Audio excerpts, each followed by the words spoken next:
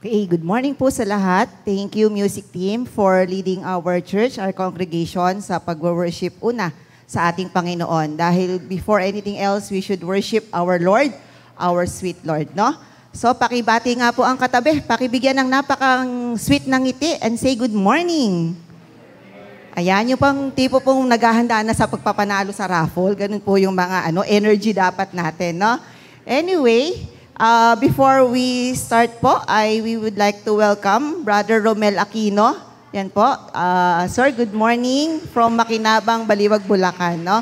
So welcome po sa GS Church and may you feel the love of a family dito po sa ating GS Church. And may this be the beginning na kayo po ay makakasama pa po natin. No?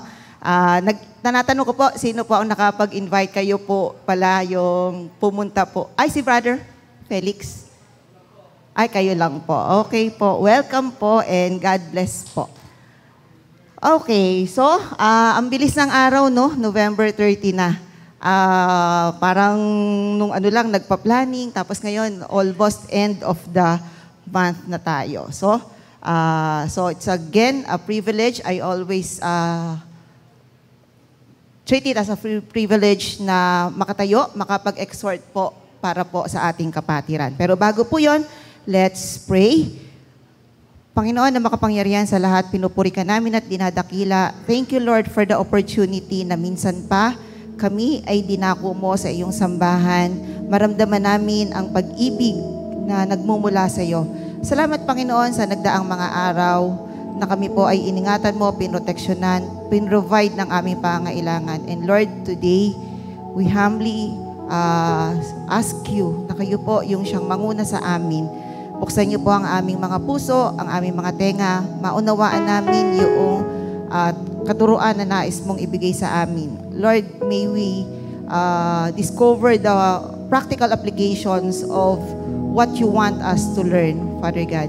And Lord, cover me with your precious blood, Father God. Cover me with your Holy Spirit. Kayo po yung siyang manguna.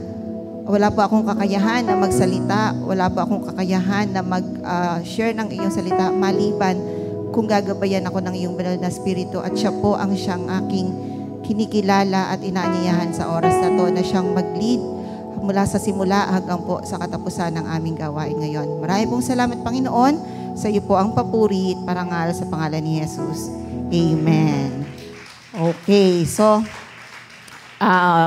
share ko lang na mahilig po ako mag-share ng mga ganap sa school. Okay. So meron po kaming mga parang mga adjectives for each day of the week. Kumbaga para bang to motivate us every day. So sinasabi namin na ang Monday, it's a magnificent Monday. It's a terrific Tuesday. It's a wonderful Wednesday. It's a thankful Thursday. It's a fantastic Friday. Super Saturday. And now Sunday, it's a sweet Sunday because we are with our sweet God, no? And having you around, makita ang ating mga kapatiran is a sweet feeling para po sa bawat isa sa atin. Okay, so our topic for today is never enough. Ayan. Familiar? Yung mga kumakanta, familiar no? Sa isip ko lang siya kayang kantahin, pero hindi po siya kayang tonohan. Okay. So, this song ay sumikat because of the movie Greatest Showman, no? One of the soundtrack ng Greatest Showman. And nung nag-google po ako, ito palang kanta na ito, yung babae doon na kumanta, ay inilip sync lang niya. Hindi siya talaga yung singer. And this song, due to its popularity, it gained triple platinum. At ang isang platinum pala ay 1 million yung sales. So, naka-triple platinum siya. So, 3 million yung kanya pong na-ibenta na album dyan, no? Okay. Pero hindi po yun yung topic natin. Hindi po yung Greatest Showman, no? Ano lang yun, kumbaga parang trivia lang. Dahil familiar yung pong naririnig natin, yung never enough. And very timely kasi narinig nyo yung news, no?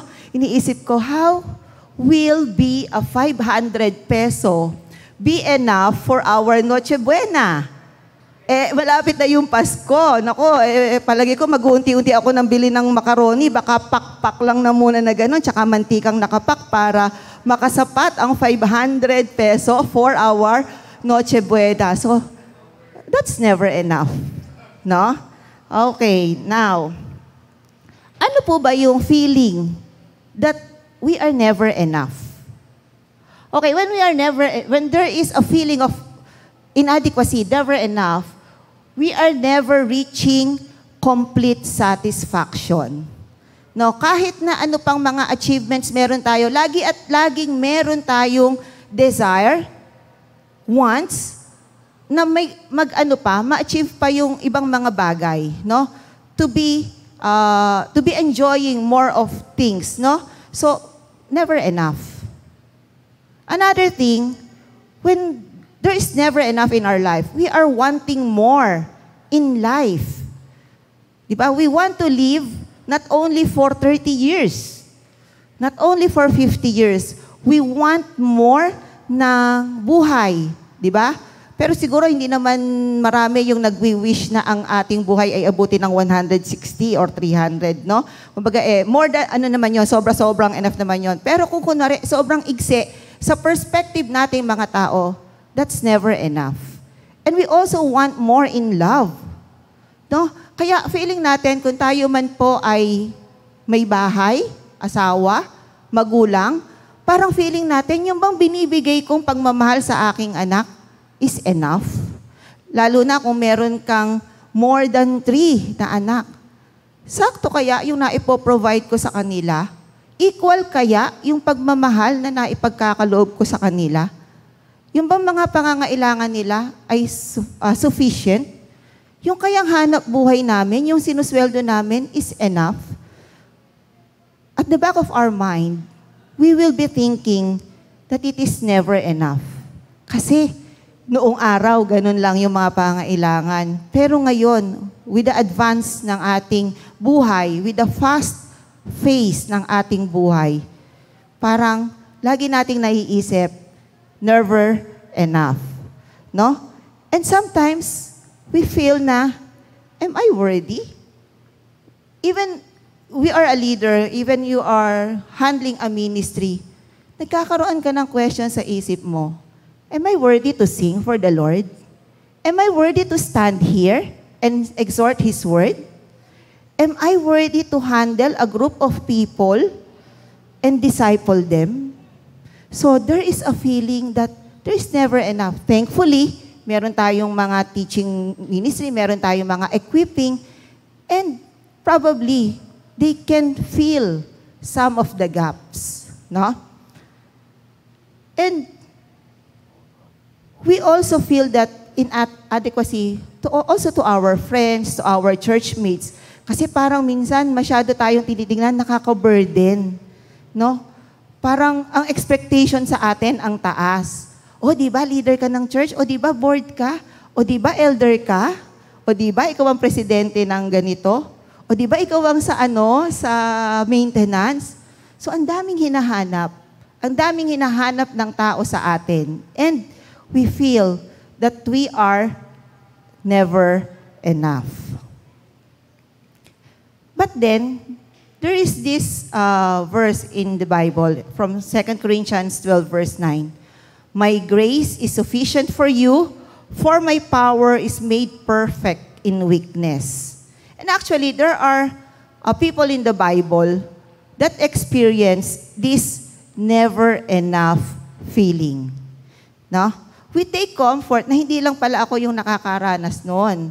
We take comfort na, ay, oo nga, ganun rin ba yung naramdaman mo pagka, kunwari, especially yung mga breadwinner that is a family, no? Parang hindi sapat. Kahit ano yung trabaho, tas ang daming umaasa sa'yo, they have that feeling na, yun nga, yung kasapatan ay hindi sapat.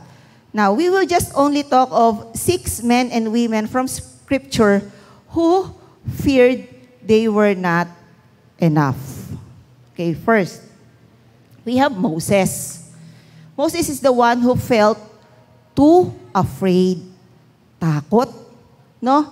His story is accounted in Exodus 3 and 4. So let me read yung Exodus 3, verse 7 to 10. Hindi ko na po nilagay dyan. Nagpakita sa kanya roon ang anghel ng Panginoon sa anyo ng naglalagablab na apoy sa isang mababang punong kahoy.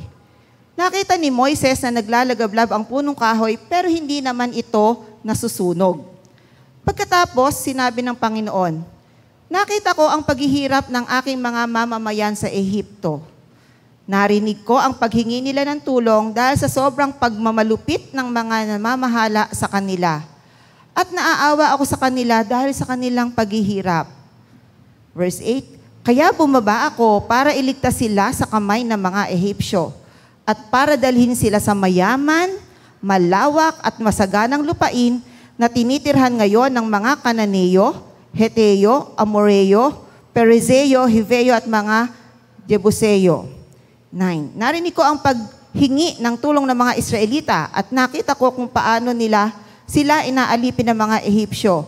Kaya ipapadala kita sa Paraon para palayain ang mga mamamayan kong Israelita sa Ehipsyo. Sino yung nagsasalita? Ang Panginoon. Kausap si Yahweh.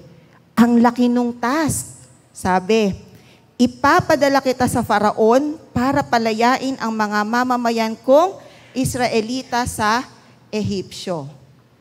So, nung narinig ni Moses yun, medyo na-overwhelm siya sa task. So, sumagot siya.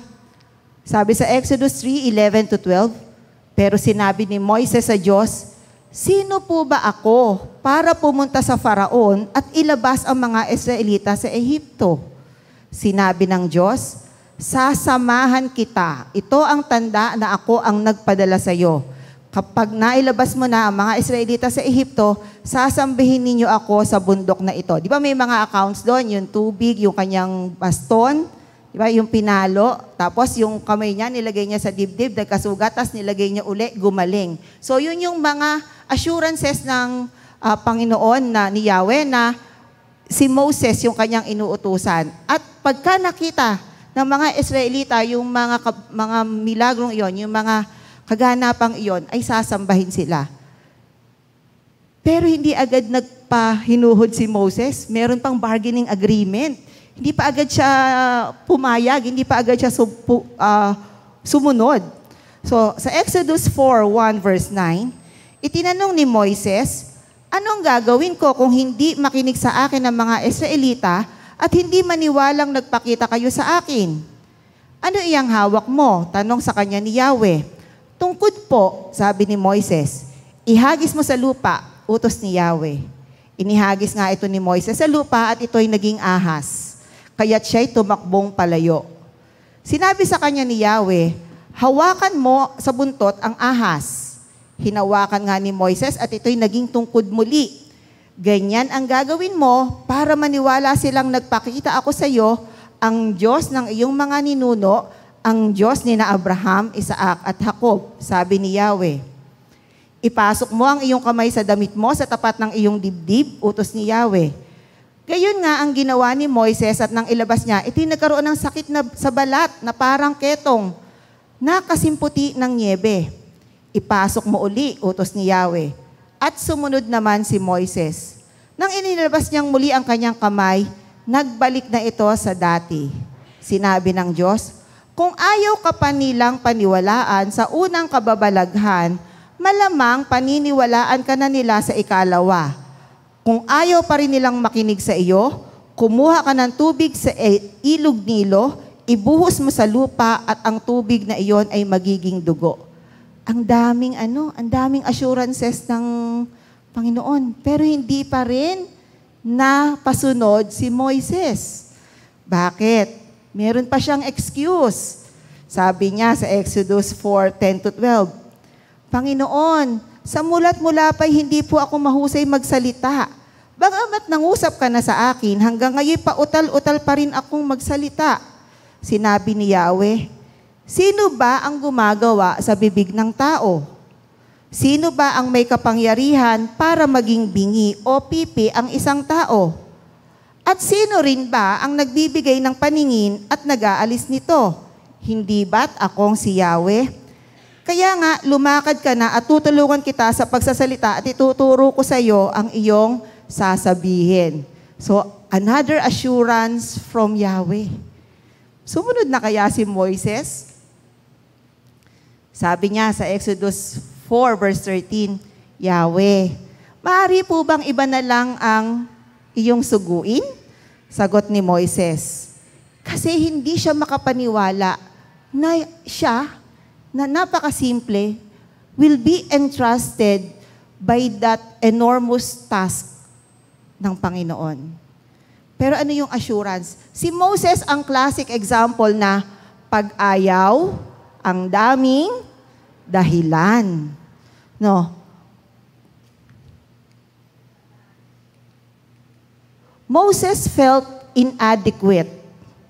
Ang dami niyang sinasabi. Pautal-utal po ako. No? Hindi ko po kayang magsalita. And too afraid. And I believe he is more afraid. Kasi ililid mo yung mga Israelites, no? Para makalabas dun sa Ehipsyo. No? Nakakatakot yun. Nakaka-overwhelm.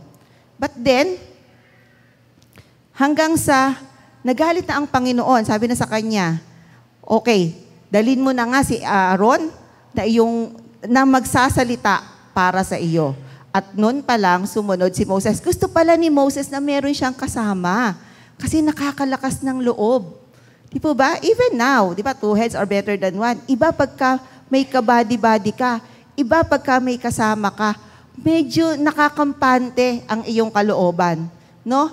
Lumalakas ang iyong loob dahil alam mo na merong nagsusuporta sa iyo. Now, though Moses felt inadequate and too afraid, he was able to lead his people to freedom, doing miracles along the way. The biblical account of Moses demonstrates how God's calling in our lives does not depend on our abilities but our obedience. No? Ang daming sinasabing dahilan ni Moses, pero sumunod na rin siya. So, hindi tinitignan ng Panginoon kung ano ba yung kakayahan natin, kundi yung ating pagsunod. Because He will be the one who will equip us if we are obedient. No? Be a good soldier of God. Okay, another one na he felt he is never enough is Gideon. So yun naman pong kanyang account ay mababasa natin sa Judges 6 and 7. So Gideon is the one who felt weak, nangihina, no? The Israelites were suffering under the oppression of the Midianites for 7 years. No? So nailabas na po yung mga Israelita sa Ehipsyo. Pero muli silang gumawa ng kasamaan kay Yahweh, kaya hinayaan na uli ni Yahweh na masakop sila ng mga Midianita na higit na makapangyarihan kaysa mga Israelita. Pero ngayon, si Gideon naman yung entrusted man of God na maglilid sa mga Israelita. No? So sa Hukom 11 verse 13, ito ang senaryo. Dumating sa Ofra ang anghel ni Yahweh at naupo sa ilalim ng malaking puno na pag-aari ni Joas na buhat sa angka ni Abiezer. Si Gideon na anak ni Joas ay kasalukuyang gumigiik noon ng trigo sa pisaan ng ubas. Patago ang kanilang pag-iik upang hindi sila makita ng Midianita. Dahil pagka nakita ng mga Midianita na sila ay may inaani, kakamkamin. No, itong mga Midianita na to, pumupunta sa kanilang lupain, kukunin yung kanilang mga naipong ani, no, kanilang mga baka, tapos talagang na-overpower sila. Nagpakita sa kanya ang anghel ni Yahweh at sinabi sa kanya, sumasa iyo si Yahweh, magiting na lalaki. Ano ang tingin ni Yahweh kay Gideon? Magiting, may kakayahan, kayang ilid ang mga Israelites para pamunuan laban sa mga Midianita. Sumagot si Gideon, mawalang galang na po. Kung talagang kasama namin si Yahweh, bakit ganito ang nangyayari sa amin? So parang valid naman, ano? Sabi, kasama pala namin si Yahweh. Bakit lagi kaming naaapi? Bakit lagi kaming talunan? Bakit hindi na kami makaporma sa mga Midianitang ito? No, bakit lagi kaming api-apihan? No? Bakit kailangan namin magtago lagi pagka nandyan sila? At kakam kami nila yung aming mga naani. Nasaan na ngayon ang mga kababalaghang ginawa nyo noon gaya ng ikinukwento sa amin ng aming mga ninuno kung paanong sila'y iniligtas niya sa Ehipto. Pinabayaan na kami ni Yahweh sa kamay ng mga Midianita. So, may desperation na pakiramdam si Gideon. No? Pinabayaan na sila. Yun na po yung kanyang nararamdaman. Sinabi sa kanya ni Yahweh, lumakad ka at gamitin mo ang buong lakas mo upang iligtas ang Israel mula sa mga Midianita. Ako mismo ang nagsusugo sa iyo. So may angel si Yahweh, may anghel na ipinakausap kay Gideon. Sumunod ba agad si Gideon? Sabi niya sa Judges 6:15 verse 16. Sumagot si Gideon, ngunit Panginoon, paano ko maililigtas ang Israel? Ang aming angkan ang pinakamahina sa lipi ni Manases at ako naman ang pinakahamak sa pamilya namin. How does Gideon perceive himself?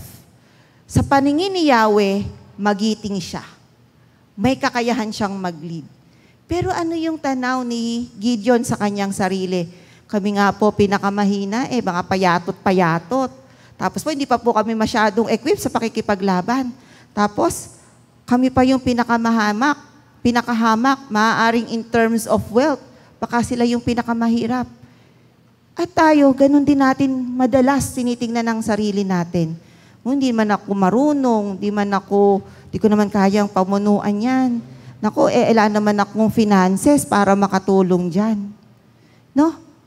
Nagsi-self-pity tayo. We belittle ourselves, no?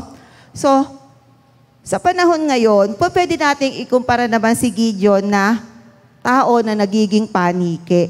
Kasi pagka sinabihan, pagka inutusan, ang sagot, ba't ako? Ba't ako Yahweh? Ba't ako? No? Ang hirap-hirap lang namin, ang hinahina namin, no? Gideon felt too weak for this task. At twice pa siyang nanghingi ng signs, proving his power. So sabi niya, sige nga po, bigyan niyo muna ako ng mga signs. Hilig natin sa ganun, signs. Lord, pinapanalangin ko po ito classic example, in a form of confession. No, bago dumating yung result exam ni Julia sa RN. Lord, bigyan mo nga ako ng sign. Baka pagka nakakita ako ng nurse, makakapasa si Julia. Napaka-petty. Ganun ko lang ba dinidisregard ang Panginoon? Ganun lang ba kaliit ang tingin ko sa Panginoon ko?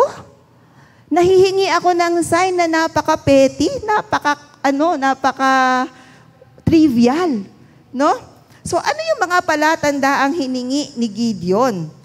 Para patunayan na si Yahweh nga yung nag-uutos at si Yahweh nga yung nagsugo dun sa anghel para utusan siya na ilid itong Israelita at makawala sa mga Midianita. So, unang palatandaan, mababasa po natin to sa Hukom 6-7. Umuwi nga si Gideon at nagluto ng isang batang kambing at gumawa ng tinapay na walang pampaalsa mula sa 5 salop na harina. Pagkaluto, inilagay niya ang karne sa basket at ang sabaw sa isang palayok. Inihain niya ito sa anghel ni Yahweh sa ilalim ng malaking puno. Sinabi sa kanya ng anghel, ipatong mo sa malaking batong ito ang karne at ang tinapay. Sinunod. Pagkatapos, buhusan mo ng sabaw. Iyon nga ang ginawa ni Gideon. Ang karne at ang tinapay ay hinawakan ng anghel ni Yahweh sa pamamagitan ng tungkod. May lumabas na apoy mula sa bato at nasunog ang karne at ang tinapay.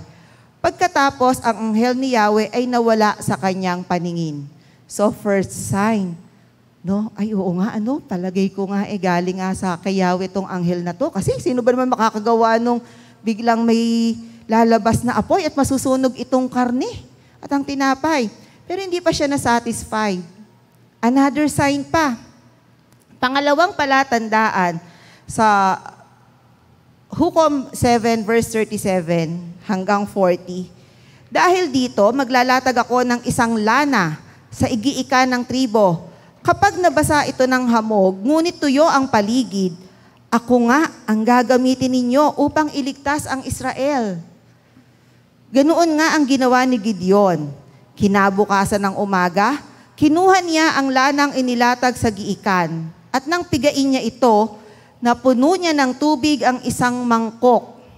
Sinabi ni Gideon sa Diyos, "Huwag po kayong magagalit sa akin. Mayroon pa po akong isang hihilingin. Nais ko pong matuyo naman itong lana at mabasa ng hamog ang lupa sa paligid." So una, yung lana, yung carpet, o kunwari, yung carpet, yung basahan, nabasa. Tuyo yung paligid. Granted, yung sign na hinihingi ni Gideon. Pero gusto pa rin niyang ma-validate. O, totoo kaya. Lord, baliktarin naman natin. Tuyo itong lana, tuyo itong carpet, ito namang paligid ang basa. Kinagabihan, ginawa nga iyon ng Diyos, tuyo ang lana, ngunit basa ng hamog ang lupa sa paligid nito. So, sumunod na si Gideon. Sinira ni Gideon ang altar ni Baal, at natalo nila ang mga Medianita. So, gusto pa ng sign. No, very human talaga, no? Very, very us. Parang tao, ganun siya nga, you know? Then, sumunod rin naman si Gideon. Now, sa buhay ni Gideon, katulad rin natin, God understands our doubts and fears. Ang dami nating doubts, ang dami nating duda. Actually, marami tayong kuda, pero ang dami rin nating duda. Nagdududa tayo. Kaya bang gawin to ng Diyos ko? Totoo kaya iyon? Kahit kaya ganito lang ang kakayahan ko? Magagamit ako ng Panginoon sa kanyang ministry? Magagamit ako ng Panginoon na gumawa para sa Kanya? Mag-glorify ko ba ang Panginoon sa buhay ko? Kahit hindi naman ako kasing yaman nila, kahit wala akong kotse na may payong, no? Kahit wala akong ganitong yaman, kahit wala akong suitcase na 10, ang laman ay milyon-milyon, mag-glorify ko ba ang Diyos? No? Now, while initially fearful, Gideon became mighty warrior who rescued God's people. God understands our doubts and fears, and God uses our weaknesses to lead us to depend on Him. Wala naman tayo ibang aasahan eh. We cannot rely on our wealth. Kahit malaki ang sweldo natin, kahit mataas ang mga maganda ang resources natin, we cannot depend on that. Hindi rin tayo pwedeng dumepende sa kakayahan lang natin. Andain mo mang mga title sa pagkatapos ng pangalan mo, meron ka mang PhD, EDD, meron ka pang Juris Doctor, nag-aral ka pa ng pag-attorney, hindi mo yun pwedeng dependahan. Hindi ka pwedeng mag-depend doon, no?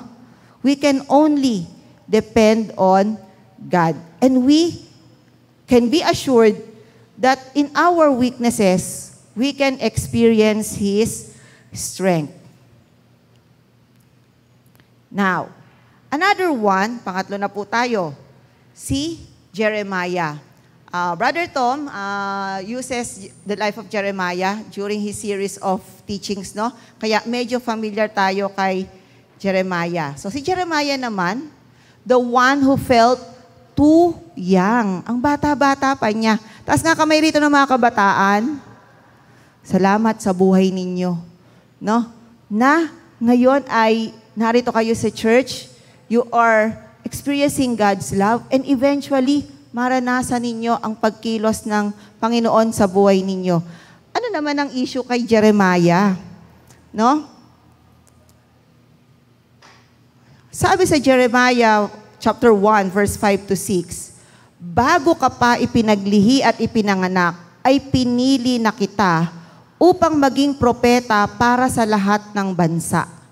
So, yun yung deklarasyon ni Yahweh sa buhay ni Jeremiah.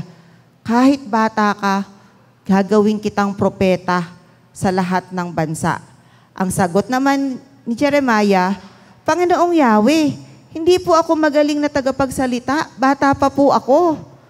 Kasi thinking na pagka may edad, mas experience, mas marami ng alam, mas marami ng experience sa buhay, which is quite true and untrue. Kasi nga, di ba meron tayong mga classic example na tumanda pero walang pinagkatandaan. Aray, para tayong sinampal ng magkabila, no? Parang may uppercut pa.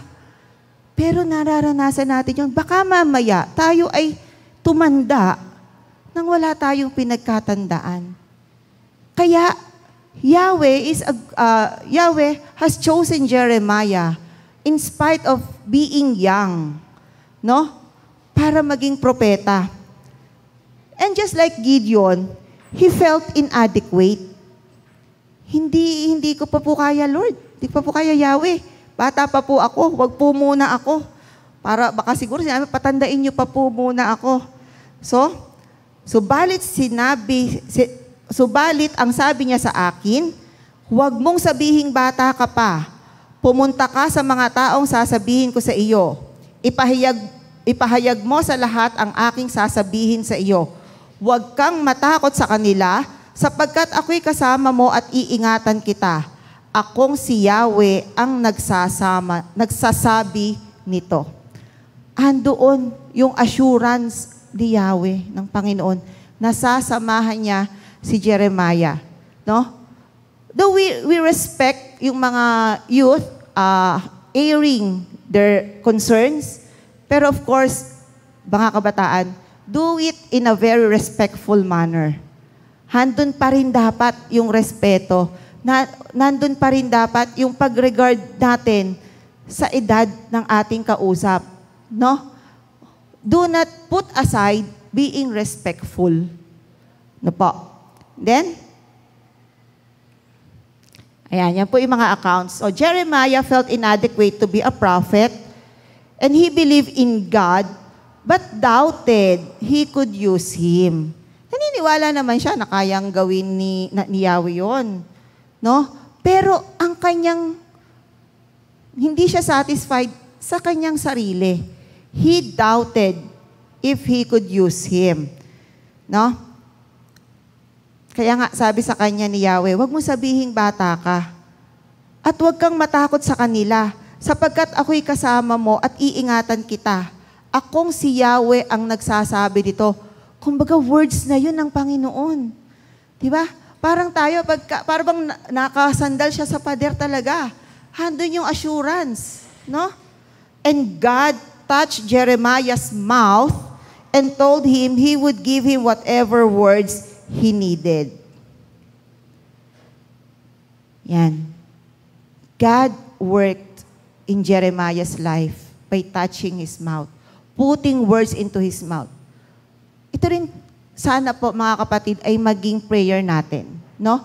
Especially if we are dealing with some serious matters, let's pray na, God, put words into my mouth. If we are sharing His word, God, put words into my mouth. No? Kasi mas powerful yun kaysa sa kaya nating sabihin. We may fear failure, but when we move forward in faith, God works through us to fulfill His purpose.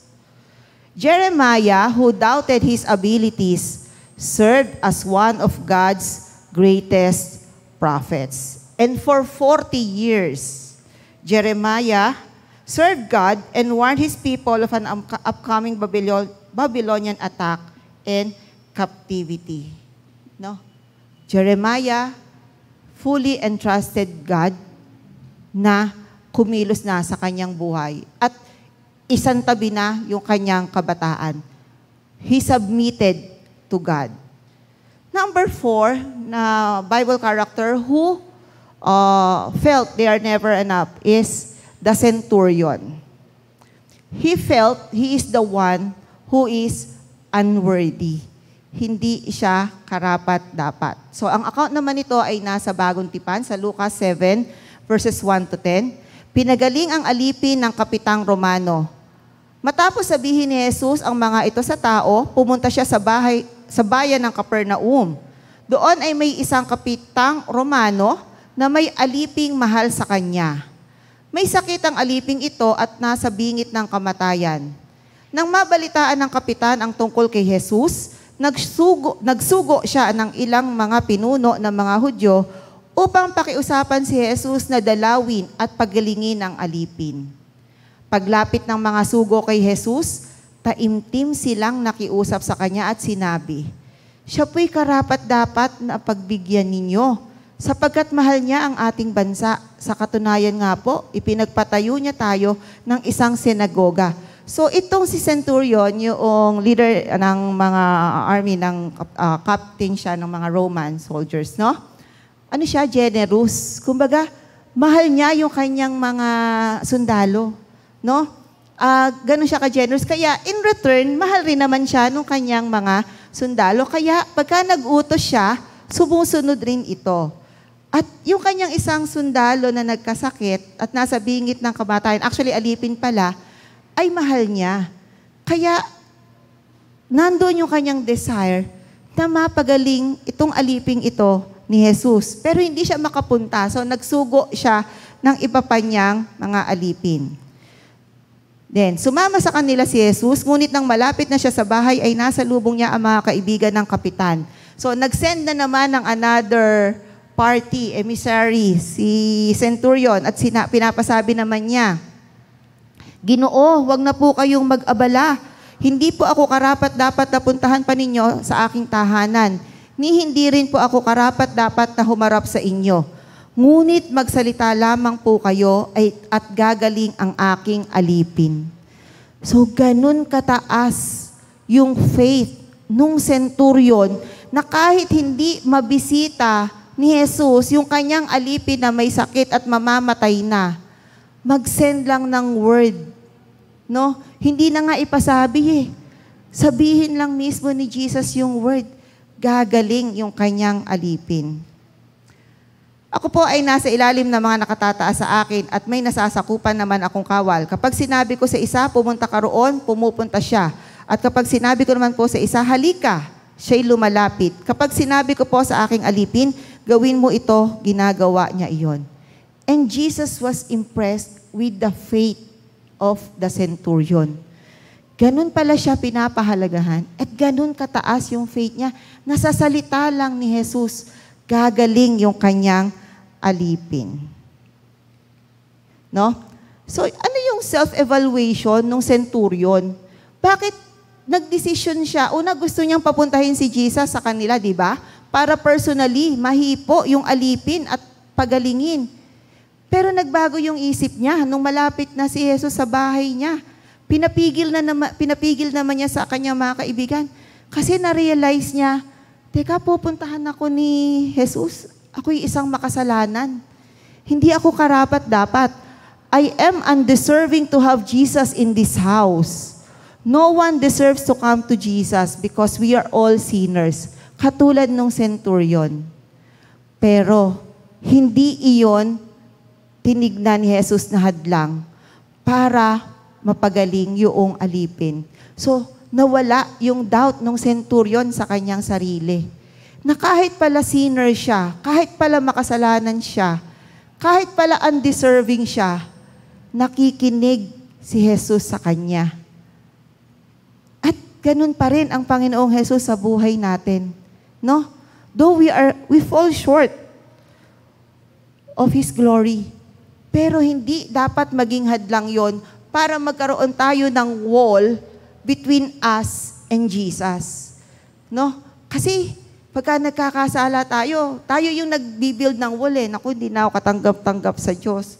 Naku, nakagawa ko na to. Naku, hindi na nga ako muna mag-church. Ayan, hanggang sa nagpa-pile up na yung mga iniisip nating kasalanan at inilalayo natin ang sarili natin sa Panginoong Jesus.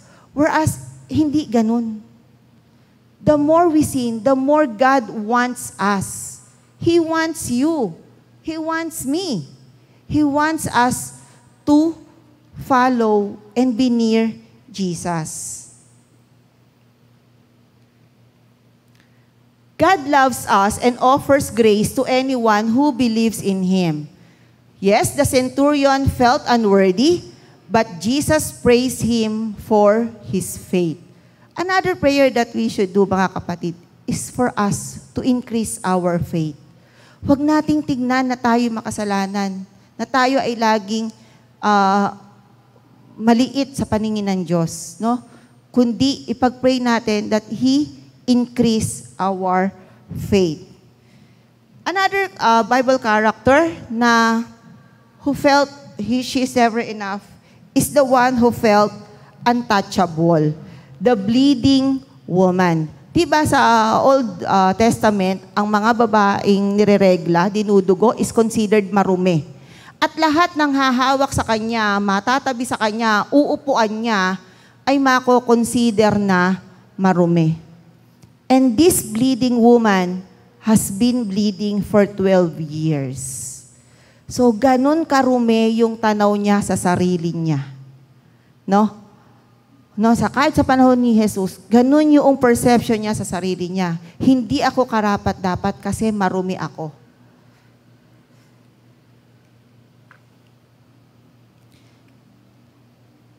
Many people came to Jesus asking for healing at hindi siya iba. Kaya lang, bakit hindi makalapit itong babae? Kasi nga, bleeding siya. At ang tingin niya sa sarili niya ay marumi, baka madumumi si Jesus. Baka dumumi yung mga makakasalubong niya. Kaya nga, she also felt rejected. At kung alam ng mga tao na ito, na kanyang makakasalubong at nakakakilala sa kanya, na siya ay dinurugo for 12 years, palagay nyo may lalapit sa kanya? Wala, iiwasan siya. So, nandun rin yung fear niya, naku, baka pag nakita ko ng mga taong nakakakilala sa akin, palapit ako kay Jesus, i-reject ako, o kaya paalisin ako, baka dumugin ako, palayuin, o kaya naman sila yung maglayuan. No? But then, ano ang sabi ng babae? If I only touch His cloak, I will be healed. Kahit nalaylayan lang nung damit niya, yung mahawakan ko. No? Gagaling ako. Ang taas nung faith nung babae. No? And actually, parang dun sa isang na-share sa atin, hindi naman niya physically nahawakan. Di ba nga, minsan may mga practice pa, kukampa nyo, iba, pahid-pahid na gano'n, tapos buong katawan, papahiran-pahiran na ganyan. Tapos feeling gagaling. Pero ito, mahawakan lang niya yung laylayan. Gano'n ka, baka tela na lang, baka sinulid na lang. Pero alam na alam niya, nandun yung kanyang faith na gagaling siya. No? 12 years untouchable. So sa Mateo 9, chapter 9, verse 20 to 21, habang sila'y naglalakad, lumapit sa likuran ni Jesus ang isang babaeng 12 taon ng dinudugo at hinawakan ang laylayan ng kanyang damit. Sinabi ng babae sa sarili, mahawakan ko lamang ang kanyang damit, gagaling ako. She found healing without breaking the law or drawing attention to herself. Agad ngang tumigil ang kanyang pagdurugo at naramdaman niyang magaling na siya. And Jesus felt that power leave him and asked, who touched me? Scriptures record, then the woman, seeing she could not go unnoticed, came trembling and fell at his feet. In the presence of all people, she explained why she touched him and told of her instant healing. Then he said to her, daughter, your faith has healed you. Go in peace. Rejected yung babae, di ba? Walang gustong lumapit sa kanya. Walang gustong makipagkaibigan sa kanya. Outcast siya. Siguro, para siyang taong grasa na wala siyang kaibigan, wala siyang peers, wala siyang kamag-anak. Pero ano yung tawag sa kanya ni Jesus? Anak. Daughter, your faith has healed you. Go in peace. This bleeding woman, the one who felt untouchable, nabago. Inangkin siyang anak ni Jesus. Called unclean by society, rejected by many, but God healed her. Ganun din tayo. No?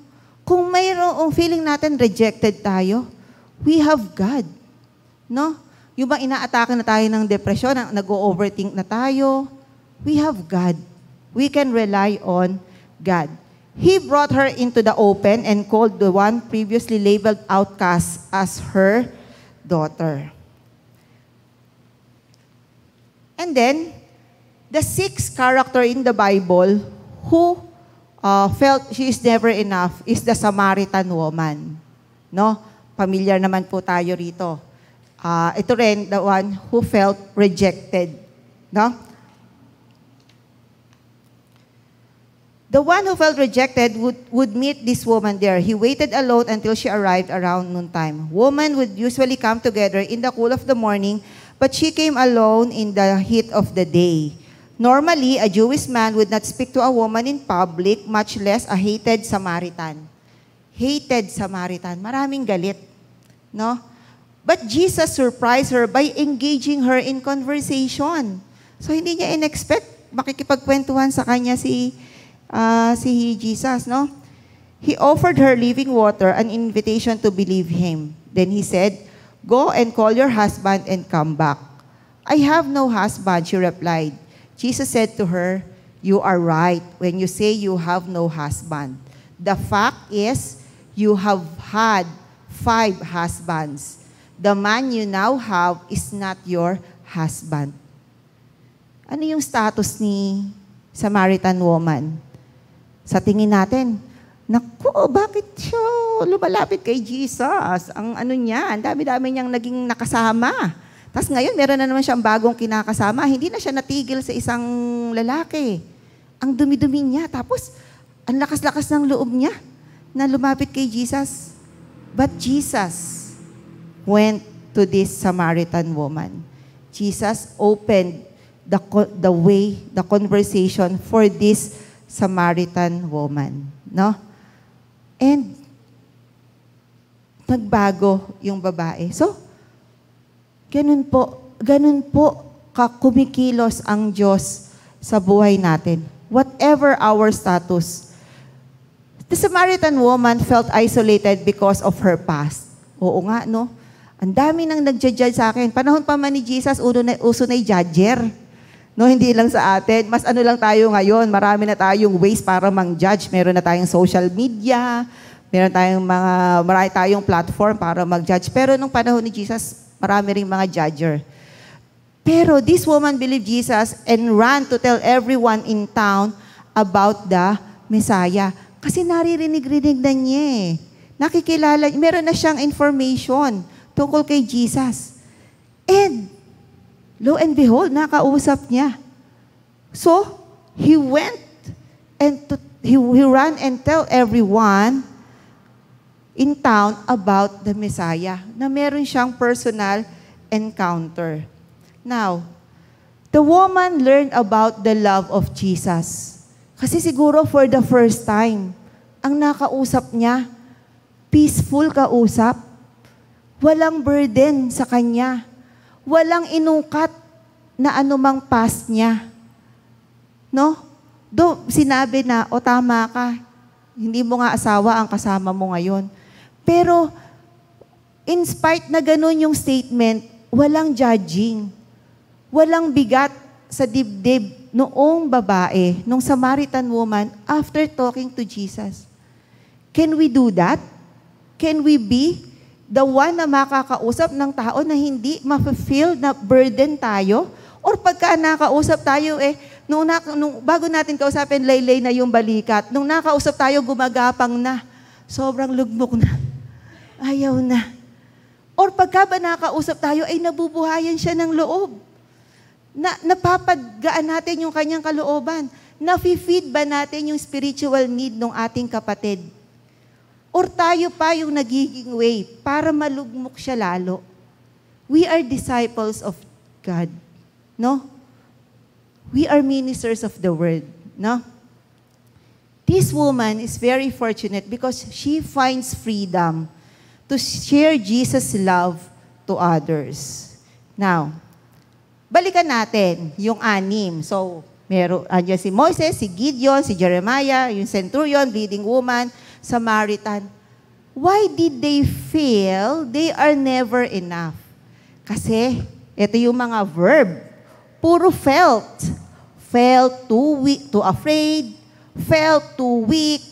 Felt too young. Felt unworthy. Felt unclean. Felt rejected. Kasi, yung kanilang personal emosyon, yung kanilang ninanurture nung una. They are not surrendering to God. No? What are the important lessons that we can get? We are all inadequate by ourselves, but God welcomes and loves us exactly as we are.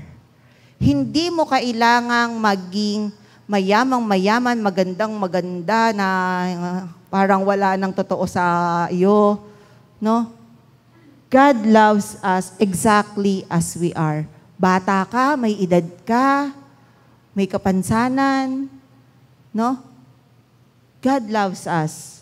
And when we are, another lesson, when we are weak, He reveals His strength through us. No? Sa panahon na tayo nanghihina, yung kalakasan natin manggagaling talaga sa Panginoon. Our limitations don't limit God. Tayo lang yung naglilimit sa sarili natin. But we have a limitless God. No? And in Him, we are complete. Sabi nga po sa 2 Corinthians 2 verse 19, My grace is sufficient for you, my power is made perfect in weakness. Pero tayo makulit talaga. Insisting we should be strong by ourselves is the true weakness. Gusto natin, yun tayo para bang pinipilit pa rin natin, hindi, mahina lang po ako, hindi ko po kaya yan. Pero, the strongest person pala admits her weakness and surrenders the weakness to God. When we lean on our own strength, we can turn from depending on God and then we fail. Kaya tayo, nagfe-fail because we only lean on our strength. Puro sa sarili lang natin nakakayahan. And the greatest is the one who walks in humility. Magpakumbaba tayo sa Panginoon. No? When we acknowledge that we can do nothing apart from God and trust Him to work in us, then we walk in victory. To wrap up, God received the glory for the great acts of Moses and Gideon. He was the one who spoke through Jeremiah. He healed the bleeding woman and the centurion's servant. He transformed the Samaritan woman. He showed His glory through each one, and they found their strength and identity in Him. We can also, when we trust in Him. And when we feel we are never enough, remember, our God is more than enough. God bless everyone. Let's pray. Sige po, palakpakan po natin ang ating Panginoon. Sige po, tayo manalangin. Amang Diyos na makapangyarihan, marami pong salamat sa oras na ito. Thank you for reminding us of our weakness and how great you are, our God. Na ang amin pong mga kahinaan, Panginoon, kayo po yung aming kalakasan. Salamat, Panginoon, sa pagpapaalala mo na ikaw yung Diyos na hindi nagbabago. Ikaw yung Diyos noon, ngayon at magpakailanman. Hindi ka po sinungaling, Panginoon. You are always true to your promises sa aming buhay. And Lord, it is our humble prayer na sa mga panahon na nililimit namin yung aming sarili, Lord, remind us that you are our limitless God. Maipamuhay namin, Panginoon, yung mga aral na natutunan namin sa mga Bible characters na pinag-aralan namin ngayon who felt they were never enough. Because at times, madalas, Panginoon, we feel the same. But Lord, thank you because we have a God who is more than enough. Lord, salamat dahil you have given us this opportunity to hear this message, and we pray na sa mga darating na araw, ang mga aral pong ito ay maging tanglaw po namin sa aming pang-araw-araw na buhay, maging gabay namin at maging ilaw na magpapatatag, magpapataas, magpapatibay ng aming pananampalataya sa iyo.